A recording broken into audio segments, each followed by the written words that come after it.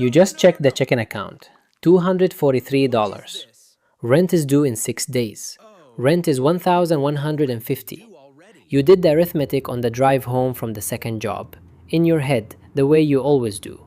6 times the hourly, minus the shift you called out sick last Tuesday, minus the withholding, minus the gas card you already know is going to hit twice this week. It doesn't work. You knew it wouldn't work before you checked. You checked anyway. This is level 1. This is what money looks like when you don't have any. Every level of wealth is a different country. You don't know that yet. You won't know it for years.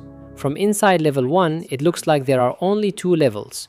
You and everyone who isn't you. You don't see the gradient. You see the wall. On one side of the wall is a scarcity that has a specific taste. On the other side is a country you haven't visited. You will visit it, but it isn't one country. It's 6.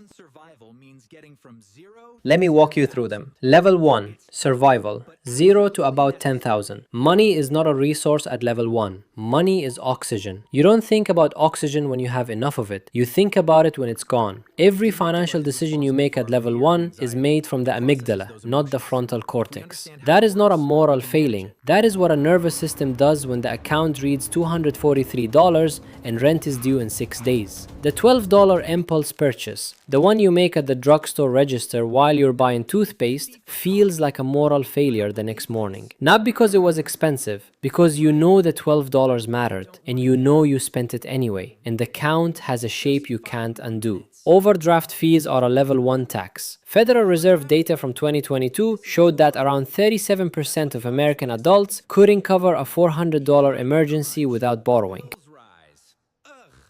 That isn't a headline, that is level 1. That is where the interior of your day is spent doing arithmetic that never quite closes. The tire goes on a Wednesday because tires always go on a Wednesday. The estimate is $147 for one, $311 for the pair. You put it on the credit card at 19.99 and you watch the balance grow, and you make the minimum payment for 4 months, and by the time the tire is paid off, it costs you $230. The interest is the invisible thing that eats you at level 1. The interest is the reason the math works against you. The overdraft fee, the late fee, the tire, the tooth. You're running the sum in reverse. And you can't see from inside it that any other level exists in a form you could actually inhabit. You watch a coworker at lunch describe her weekend trip in a way that makes it sound casual. You calculate what her weekend cost. You do it silently. You know exactly what she makes because you saw the schedule pinned to the break room wall. You cannot understand how she does it. The answer is she doesn't. She's carrying a balance you can't see, but you don't know that yet. From level 1, everyone else's life looks solvent. Level 2, the first instrument. About 10,000 to 100,000. Something happens around your first real savings account with a comma in it. Something clicks. It isn't the money, it's what the money reveals. Money at level 2 stops being oxygen and starts being information. You look at your paycheck and notice, for the first time, what the withholding actually is. You open a 401k. You get the match. It in a break room conversation you almost didn't catch. You read a Boglehead forum thread at 11:43 at night. You put $500 into a total market fund. You stare at the app for a week, then you stop staring. This is the level where the habit gets planted. Not the money, the habit. It's small, it's boring. It's a monthly automatic transfer for $200 that you set up on a Tuesday and then don't touch for 8 years. Morgan Housel wrote that the highest form of wealth is being able to do what you want, when you want, with who you want, for as long as you want. Level 2 is where you first read that sentence and it doesn't land. You'll reread it 3 levels later and it will land differently every time. That's the count. The real shift at level 2 is the shift from how much do I earn to what's the after-tax hourly cost of this decision. That reframe is the entire door. Most people never open it. You don't open it because you were smart. You open it because someone showed you the doorknob and you decided to look. Put a calculator next to you. Check it. It's the boring math that changes the trajectory, not the ambition. The first time you see compound interest work in your own account, not on a chart in a textbook, in your own account with your own money, is a Tuesday in September. You put in 11,200 over 18 months. The balance reads 12,400 and something.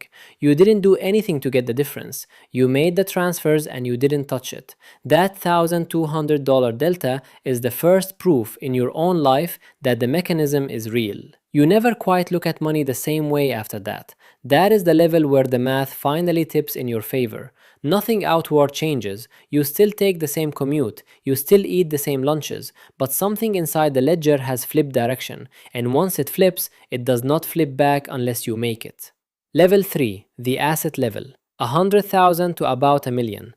At level 3, the balance sheet becomes real. You have $328,000 spread across a brokerage account, a Roth, a matched 401k, and about $47,000 of home equity if you have a home. The number stops being an abstraction. You can see it. It has shape.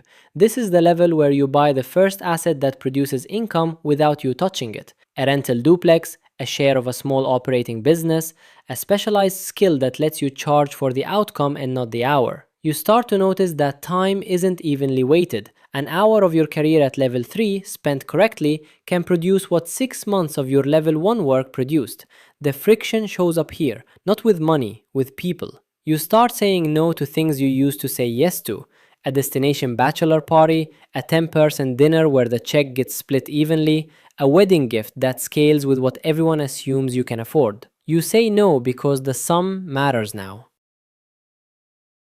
And the friend who's still at level 1 or 2 feels the no as a rejection. Thomas Stanley documented this pattern for decades. The people who accumulate wealth quietly are the people who defended early against the small drain, not the large one. It isn't the yacht that gets you, it's the $200 Saturdays you didn't need. Pull up your statement, find that line, you'll see it. You don't tell your family what the count is at level 3, not because you're hiding it. The disclosure would change something you don't want changed. The way your mother asks about you, the way your brother tells you about his job, the way an aunt at a funeral pats your arm and says she's proud. Once they know the number, they can't unknow it, and you can't undo the way the room reorganizes around what you have, so you don't tell them. That's the first version of the stillness. It isn't comfortable. It's simply the shape of the level. Hold the screen for a second. The next level is where most people stop watching because the count starts to get uncomfortable in a new way. Like the video while you're here. Subscribe to stay through to the level the others stop short of. Net sum keeps counting when the rest of the feed moves on.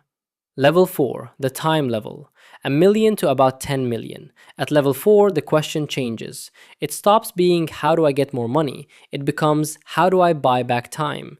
You have 1.7 million spread across taxable accounts, tax advantage accounts, and equity in 1 or 2 operating businesses. You could stop working. You don't. Not because you need to, because the routine of the work is the thing that keeps you legible to yourself. The time trade shows up in small choices first. You fly with more legroom, not first class. You hire someone to do the yard. You pay a small premium for a shorter commute. You realize cleanly that the hourly cost of your own time is now high enough that most household chores are a bad trade. This isn't indulgence. This is arithmetic that finally added up. The room changes at level 4. The people you have dinner with start using different words: positions, allocation, downside, basis. You are for the first time in a room where nobody defines themselves by their salary. Some of them work, some of them don't. Nobody asks. The friend circle from level 1 and 2 doesn't dissolve. It just stops overlapping with the new one. That's the spread. Nobody warns you about it. You start reading about tax planning for the first time in a serious way. You meet with an actual CPA who charges you $900 for 2 hours, and it's the best money you spend that year. You learn that the after-tax spread between a well-structured owner and a wage earner at the same gross isn't 5 or 10%. It's decades of level 2 effort compressed. Here's where the mechanism kicks in. There's a specific moment at level 4 you will remember. You are at a restaurant with 2 people you've known for 10 years, and one of them jokes about a purchase they made, a boat, a lease upgrade, a spontaneous weekend somewhere. You laugh, And you notice, quietly, that you are the only person at the table doing the math on what that decision costs over 10 years compounded. You don't say anything. You never say anything. That is the second shape the stillness takes. It gets easier to carry, but only because you get quieter about it. Level 5, the reputation level, 10 million to about 100 million. At level 5, your reputation becomes an asset with a book value. You can't see it on a balance sheet, but you can feel it in the phone calls that get returned within an hour, in the deals that get offered to you first, in the entry into rooms that don't have public doors. You have 28 million in a mix of holdings, some liquid, some tied up in 3 private operating companies, some in a family trust you set up on the advice of an estate attorney who charges more per hour than you paid in rent at level 1. The trust isn't for you, it is for the mechanism. It exists so the count keeps counting after you stop. Your businesses run without you now. You are on the strategy calls, you are not on the execution ones. Somewhere between level 4 and 5, you crossed the line. You stopped being the person who did the work and started being the person who decided which work got done. That transition is quieter than the finance books make it sound. It's mostly a series of small delegations that compound over 4 or 5 years. The call shows up at level 5, and this is the part nobody prepares you for. You will look at a spreadsheet on a Tuesday morning and make a call that means 40 people no longer have their jobs at the end of the quarter. You will make the call because the numbers require it. You will make it in about 11 minutes. Then you will close the laptop and you will drive home and you will eat dinner. Then you will lie awake in bed at 1 a.m. and think about it for about 8 minutes, and then you will fall asleep. The next morning, you will not think about it at all.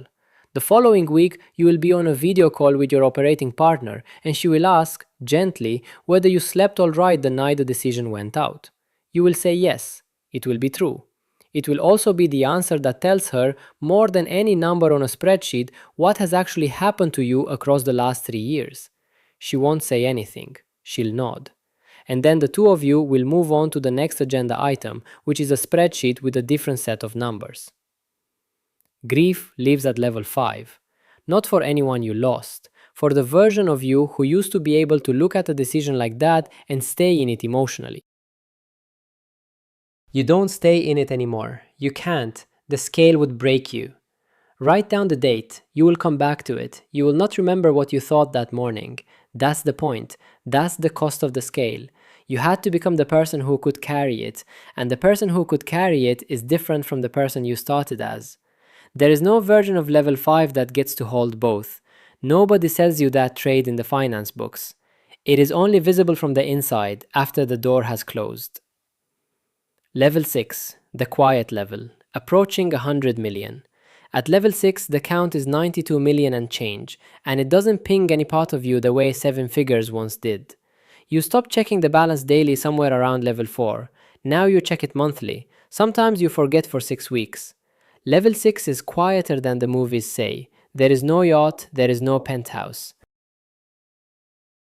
There is a room with 6 other people in it, twice a year, where 2 sentences you say move the direction of a mid-cap sector for a quarter. Not because you shouted, because the 6 of you carry collectively enough capital and enough reputation that the sentences you speak are essentially the sector's new price. That's it. That's the power. It is almost invisible from the outside and completely legible from the inside. You will sit in that room one afternoon in October and listen to a woman across the table describe a supply chain shift she thinks a certain industry has priced correctly. You will say 2 sentences in response. The room will nod. 6 weeks later, the second order effects of what you said will play out in 3 public companies in a way no journalist will ever attribute to the meeting because no journalist will ever know the meeting happened. That is what level 6 actually looks like from inside. It is not dramatic. It is a Tuesday. The stakes are enormous. The volume is low. The vocabulary changes for the last time at level 6. You don't think in terms of your net worth. You think in terms of the Fed's next move, the dollar cycle, the credit spread widening in one geography and narrowing in another, the demographic curve of a country you don't live in. You're not showing off. You're just, finally, playing the game at the layer where the game is actually being played. Almost nobody at levels 1 through 4 even knows this layer exists. Almost everyone at level 6 does. The cost is legible now. The anxious kid at level 1, the one who counted the $243 and did the arithmetic on the drive home, that person is a ghost you didn't quite carry with you. You tried very hard. But the person you needed to become in order to inhabit level 6 was not the person you were at level 1, and no amount of remembering closes that gap. Your mother still doesn't know what the number is. You call her on Sundays, you ask her about her garden, you send her a check every March for her property taxes. She thinks you're doing well, you are, in every sense she can name, and you cannot explain the sense she cannot name. The sense in which the son, who once asked her, at 22, to lend him $200 because the tire went and rent was due, is a person who no longer exists inside you in the same shape. You didn't kill him, you just outgrew the room he lived in. She wouldn't understand what that means, and you love her too much to make her try. You just checked the checking account. $92,416,389 spread across a dozen entities you set up over 18 years. Rent is not due. You own the building. You own 3 others. The person who checked the $243 on that first Tuesday and did the arithmetic in his head is still in you, not driving. Sitting in the passenger seat with his hands in his lap, quietly watching. You didn't become someone else. You built the person who could hold the 6th level. That is what compound interest actually does. The money compounds, and if you're honest, so do you. That's the sum. You do not miss any of the earlier levels. You do not romanticize the count of $243. But you carry, quietly, the person who counted it. Because the person who counted it was the beginning of the habit. And the habit is what got you here. 6 countries, 1 life. The count keeps counting.